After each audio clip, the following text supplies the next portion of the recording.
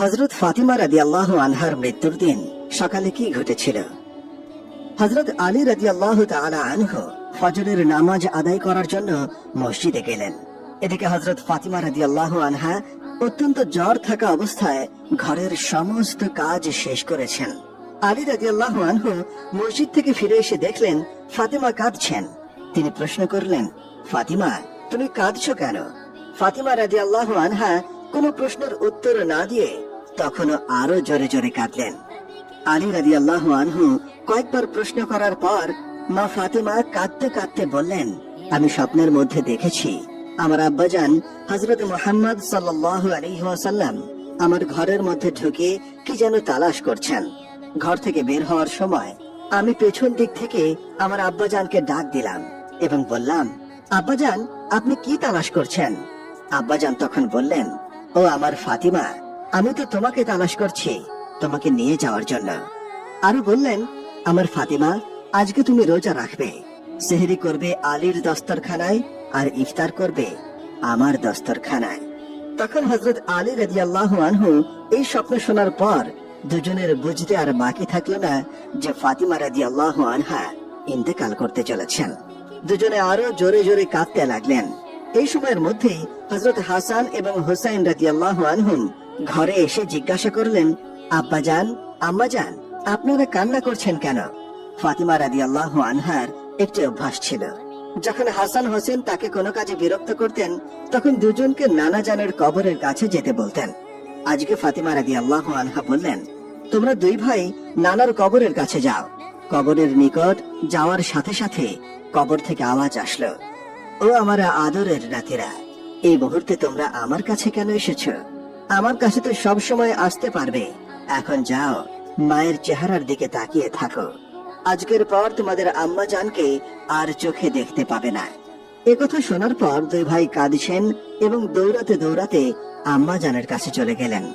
আম্মা জানকে জিজ্ঞাসা করলেন, তোমরা দুইজন কেন কাঁদছো? বুঝেছি, নানা জান আমাদেরকে সব বলে দিয়েছেন যে আজকের দিনটি তোমার জন্য শেষ দিন। নানা জান তোমার চেহারার দিকে তাকিয়ে থাকার জন্য আমাদের বলেছেন।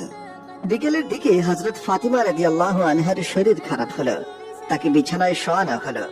মা ফাতিমার মৃত্যু পূর্বক্ষণে হযরত আলী রাদিয়াল্লাহু আনহুকে তিনটি কথা বলেছেন। ও আলী, প্রথম কথা হচ্ছে, যেদিন থেকে আমি আপনার ঘরে এসেছি ওই দিন থেকে আজ পর্যন্ত আমি আপনাকে অনেক কষ্ট দিয়েছি। আপনি যদি আমাকে ক্ষমা না করেন তাহলে আমার কারণে আব্বাজান অনেক লজ্জিত হবেন। বলেন, আপনি আমাকে ক্ষমা করলেন কিনা? আলী রাদিয়াল্লাহু আনহু তিনি তখন উত্তরে বললেন, ইয়া ফাতিমা, তুমি কি বলছো এগুলো? আমি তোমার যোগ্য ছিলাম না। তোমার আব্বাজান দয়া করে মেহেরবানি করে তোমার হাত আমাকে দিয়েছেন। বিয়ের দিন থেকে আজ পর্যন্ত আমি আলী তোমাকে ঠিকমতো দুবেলা খাবার খাওয়াতে পারিনি। ফাতিমা, তুমি বলো, তুমি আমাকে ক্ষমা করেছো কিনা? তুমি যদি ক্ষমা না করো তাহলে আমাকেও কিয়ামতের দিন কঠিন শাস্তি ভোগ করতে হবে।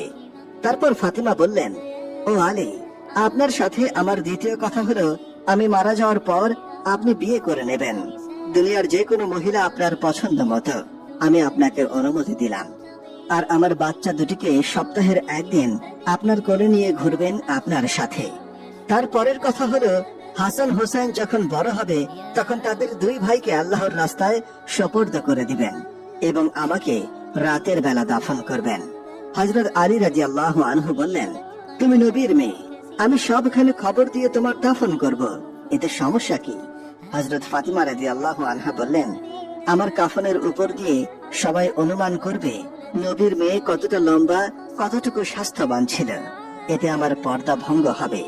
মা ফাতিমার মৃত্যুর পরে তার লাশ খাটে বহন করার মতো মানুষ মাত্র তিনজন ছিলেন, হযরত আলী রাদিয়াল্লাহু আনহু এবং ছোট হাসান হোসাইন রাদিয়াল্লাহু আনহুম। হযরত আলী ভাবছেন লাশের খাটিয়া বহন করতে আরো একজনের প্রয়োজন হবে, তাহলে চার কোণে চারজন কাঁধে নিতে পারবেন। এমন সময় হযরত আবু যর গিফারি রাদিয়াল্লাহু আনহু সেখানে উপস্থিত হলেন এবং খাটিয়া ধরে বহন করলেন। আলী রাদিয়াল্লাহু আনহু প্রশ্ন করলেন, আবু যর, আমি তো কাউকে বলিনি, আপনি জানলেন কিভাবে? তখন হযরত আবু যর গিফারি রাদিয়াল্লাহু আনহু বললেন, আমি আল্লাহর রাসূল সাল্লাল্লাহু আলাইহি ওয়াসাল্লামকে স্বপ্নে দেখেছি। তিনি বললেন, হে আবু যর, আমার ফাতিমার লাশ বহন করার লোকের অভাব, তুমি তাড়াতাড়ি চলে যাও। ও আলী, আমাকে তো নবীজি আসতে বলেছেন, তাই আমি এসেছি। তোমরা আমাকে বলনি। রাতে এসে নবীজি সাল্লাল্লাহু আলাইহি ওয়াসাল্লাম স্বপ্নে বলে গিয়েছেন। হযরত ফাতিমা রাদিয়াল্লাহু আনহাকে যখন কবরে নামাচ্ছেন, তখন হযরত আবু যর গিফারি রাদিয়াল্লাহু আনহু কবরের কাছে গিয়ে কবরকে উদ্দেশ্য করে বললেন, হে কবর, তুই কি জানিস আজকে তোর মধ্যে কাকে রাখছি? উনি হচ্ছেন জান্নাতের সকল মহিলাদের সর্দার হযরত ফাতিমা রাদিয়াল্লাহু আনহা। কবর থেকে কোনো আওয়াজ আসলো না। তিনি আবারও বললেন, উনি হাসান ও হুসাইনের আম্মা। এবারও আগের মতো কবর থেকে কোনো আওয়াজ আসলো না। তিনি আবার পুনরায় বললেন, উনি হচ্ছেন হযরত আলী রাদিয়াল্লাহু আনহু এর স্ত্রী। উনি হচ্ছেন দোজাহানের বাদশার মেয়ে। খবরদার, বেয়াদবি করবি না। এবার মহান আল্লাহ তাআলা কবরের জবান খুলে দিলেন। কবর বলল, আমি অন্ধকার, আমি সাপ বিচ্ছুর ঘর, আমি এমন এক ঘর যেখানে কোনো বংশ পরিচয় কাজ হয় না। আমি দোজাহানের বাদশার মেয়েকে চিনি না, আমি হাসান হুসাইনের মাকে চিনি না, আমি আলীর স্ত্রীকেও চিনি না, আমি জান্নাতের মহিলা সর্দারিনীকেও চিনি না। আমি শুধু চিনি ঈমান আর আমল। আমার মধ্যে যদি কেউ ভালো আমল নিয়ে আসে, তাকে আমি জান্নাতের বিছানা বিছিয়ে দেব। আর যদি কেউ খারাপ আমল নিয়ে আসে, তাকে আমি কবরের দুই দিক থেকে এমন জোরে চাপ দিব যে হাড় মাস মাটির সাথে মিশে যাবে। আল্লাহু আকবার। মানুষ জন্মালে মৃত্যুবরণ করতেই হবে। মৃত্যু কখনো বলে কয়ে আসে না। মৃত্যু কখনো ধনী গরিবও দেখে না। প্রত্যেক মানুষকে মৃত্যুর স্বাদ গ্রহণ করতেই হবে। সুপ্রিয় দর্শক, এই ছিল আমাদের আজকের ভিডিও।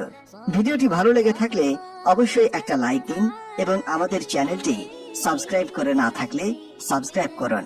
ধন্যবাদ।